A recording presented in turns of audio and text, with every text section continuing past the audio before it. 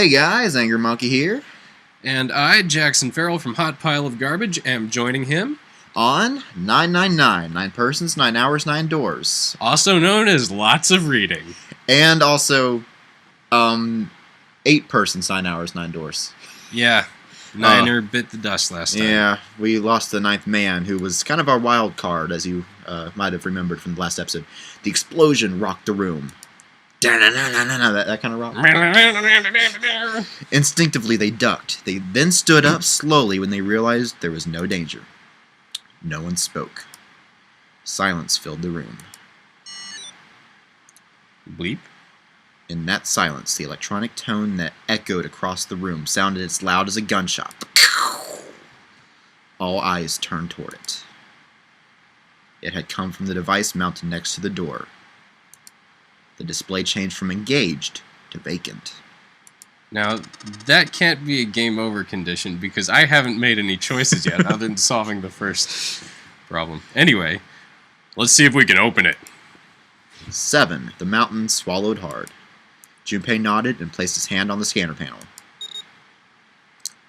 A red asterisk appeared on the LCD panel. So The device had registered Junpei's bracelet number 5. His was not enough, however. At least 2 more people were needed.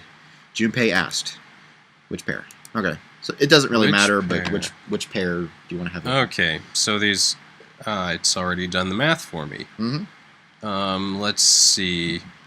We could bring Snake and 7, which are both mine. Don't want to be talking to myself the whole time. Well, I guess in some of those situations, I could take over temporarily. Yep. But yeah, those are your voices. Santa and June, that's one of each, and Ace and Lotus. Well, there we go. Santa and June, you think you could give me a hand over here? The pun was a little too on the nose, but the mood was still great. That barely even counts as a pun. Or there's a guy that we work with, and on a pun like that, he'd be like, "That's 2/3 of a pun." P.U. Both Santa and June lifted their hands silently. Beep beep beep beep. He verified, and she followed suit. 5 + 3 + 6 = 14. 1 + 4 = 5. They'd fulfilled the conditions. If they were going to pull the lever on the side... You guys... Oh, sorry. Are you guys ready? I'm going to open it. Junpei grabbed the lever and looked back over her shoulder. They stiffened and nodded. Junpei nodded back and set his mouth in a grim line. Then he slowly lowered the lever. Yeah. Drama.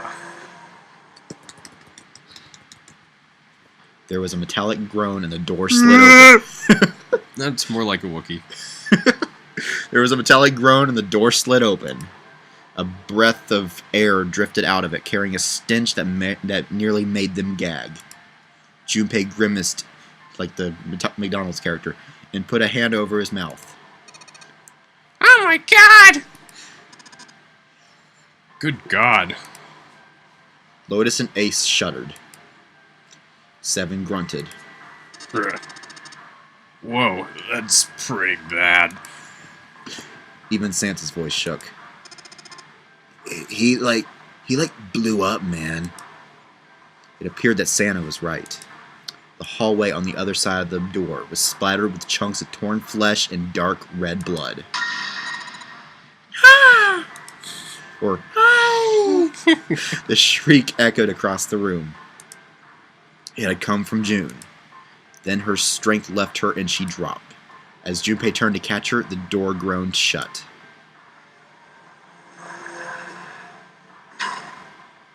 Like, she crumpled to the floor.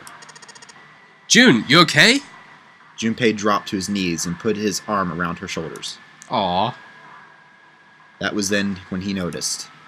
Her whole body was feverish. She was radiating intense heat. Oh, great.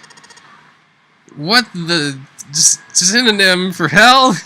Where'd this fever come from? June didn't answer. Her face looked like wax, and her whole body began to shake. Alright, let's just rest for a minute, okay? You think you can walk? She nodded weakly. Junpei lifted June to her feet and guided her to a nearby chair. Oh, medical situation is not what we needed right now. No, it's not. Here we go. As gently as he could, he set her down in it. How are you feeling? Are you alright? She nodded, and as she did, a single huge tear rolled down from the side of her face. Why did this have to happen? Her voice cracked, broken by misery and grief. Oh, good, her voice cracks. Okay, that makes me feel better. Why did this happen? Junpei spun around. Do any of you know what the fornication is going on around here? That is okay to say on the channel, right? I guess. It's too late now. Okay. Who's Zero? What's the nonary game? Come on, anybody? Anything? What the stuff is going on? What are we doing here? No one spoke. Ace, Snake, Santa, Clover, Seven, and Lotus. They simply stood there. 7 pairs of downcast eyes and grim lines for mouths. Aw. June's Sad. body shook with silent sobs. They slowed as the Silent sobs. Oh, Still making noise. okay. Come on, let's hear some silent sobs. Okay. Okay. They slowed as the minutes ticked by, and eventually they stopped.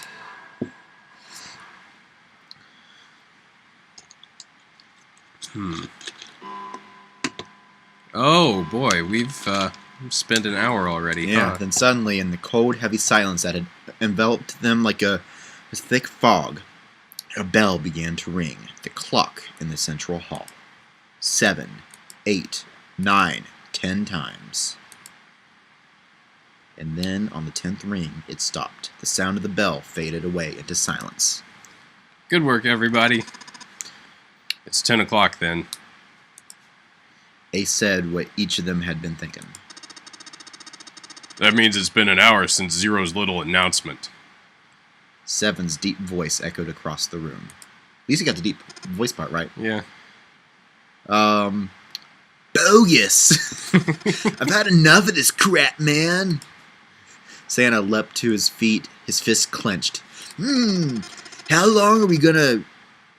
Would that count as a swear word? I think it means just stepping around like a cat, so it's fine. Okay, how long are we gonna, like, step around like a cat around this, man? Well played. Thank you. We've only got, like, 8 hours left until this time limit Zero is going on about is up. Let's, like, get going already. Go. Like, totally go, man. Santa's outburst fell on deaf ears. No one seemed to agree with him. They stared back at him, their eyes blank and their faces tired. Finally, Lotus spoke. Okay, get ready. No! I refuse! I'm not going to end up like him. Him? Like, oh, you mean like the 9th man? Of course! Who else? In his mind's eye, Junpei saw the corpse again. The dark, reddish-black pool of blood. Puppies. The scattered pieces of flesh. Puppies. Organs. Puppies! Strewn across the Wait, floor. that's not any better! Across the floor. Like the blossoming of a grotesque flower. The explosion that had been torn through his body had been powerful. The 9th man's neck had been twisted at an odd angle. Junpei suspected the detonation had thrown him against the wall. Half of his face was crushed, and the other half was covered in blood and puppies. Puppies. Most of his abdomen had been emptied, either by the explosion or by gravity. He had landed on his back, and stark white Puppies. ribs jutted up out of his chest like the legs of a macabre crab. I could go for some ribs. Yeah. Tasty ribs. And since it's kind of that reddish color, it could be barbecue. Human ribs, not so much. Yeah. Cow ribs or pig ribs or something. Junpei felt something flip in his stomach. I think he just screwed up, man. Eyebrows went up, and Santa continued. He, probably set off some sort of trap, and that, killed him. I'm, totally not gonna screw up like that. I'm getting out of here alive, man. Heh, heh. Wait, that's Snake. Oh, sorry.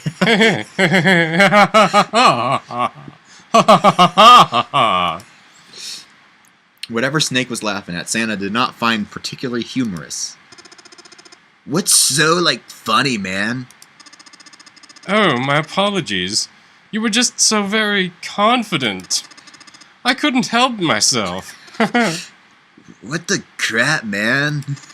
I think you're, mistaken. No. Sorry.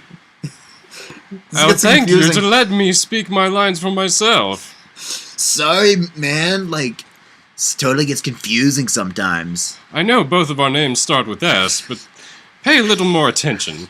I think you've mistaken the situation. Huh? The ninth man's death. It had nothing to do with the trap, or at least not the sort of trap you imagine it did. Then... He broke one of Zero's rules. That's why he died. So, it's quite simple if you think about it. Prince Noise. You still don't? Alright. How about you take a moment and think back to what Zero said? Specifically, what did he say about the number of people? He said, only 3 to 5 people can, pass through one numbered door. Right? And after that? You've forgotten the relevant part. What did Zero say? Santa furrowed his brow in thought. Junpei thought back. Zero said... Let's see. That everyone who verified had to go. All those who enter must leave, and all who enter must contribute. Right? I think it was something like that. Whatever it was, it means that groups of less than 3 or more than 5 can't go through. Whoa, dude, you quoted that exactly. That is correct. Your memory is most impressive. It's almost as if you have a computer in your brain. A gold star for you, Junpei. Snake inclined his head towards Junpei. The ninth man, however, broke that rule. He tried to pass through a numbered door by himself. That was why he was executed. Then Zero's watching us from somewhere, making sure we don't break any rules. Oh, I'm not so sure of that. Why not? Because this execution system is entirely automatic. You didn't notice? There's no need a blind man knew that. There's no need for him to monitor us. What do you mean? Snake looked at Seven with what could only be described as pity and sighed. Very well. I see it must be me who tells you. I've waited long enough, I suppose. I had hoped Zero might spare me the trouble, but that seems increasingly unlikely. He couldn't see them, of course, but perhaps Snake sensed the confused eyes upon him. When Ace spoke, he gave words to everyone else's thoughts. Do you know something? Well, I know a great many things, but yes. So arrogant. What is it you know? Here. Snake removed a card from his pocket of his jacket. With a flourish, he presented it to Ace, who took a close look at it and spoke. You know, flourish, in the manner of flour. No, I mean flour, baking flour. Baking flour. Come on now, what's the point of giving me this? Give me that, man. Santa snatched the card from Ace, but his expression of disgust quickly turned to one of confusion. Huh? What is this? Seven tugged it out of Santa's hands. Heh, I see. The card went from Seven to Lotus, from Lotus to June, and finally to Junpei. He looked at it and understood. This is Braille. Braille, the written language of the blind. The card was covered with small embossed bumps. Junpei could recognize it, but he certainly couldn't read it. Sorry guys, I can't read this. Junpei handed the card back to Snake, who nodded at him with a small smirk. Okay, that was fun. What's so important about that card? I found it in my pocket. I can only assume it is a message from Zero. From Zero? A message, man. We should, like, totally, like, find out what that message is on, like, the next episode, man. That sounds like a good idea. Yeah. Alright, so anyway, this has been Angry Monkey. And Jackson Ferrell from Hot Pile of Garbage. And we are going to say goodbye for now, and in the next episode, we're going to find out what this special note from Zero says. So I hope you are excited. I'm excited. And Oh, I'm jazzed as heck. oh, yeah. So let's... See you later. Goodbye.